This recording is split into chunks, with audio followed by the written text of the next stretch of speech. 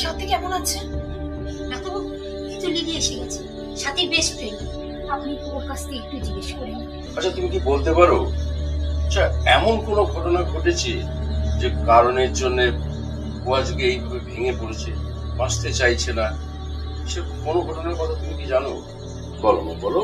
তাহলে আমি তোর পাতা বোনা বন্ধ করে দেব। তোমায় লিলি, এরকমটা করিস না। আমি তো পায়ে করি, এমনটা আমি তোর কোনো কথা শুনবো না।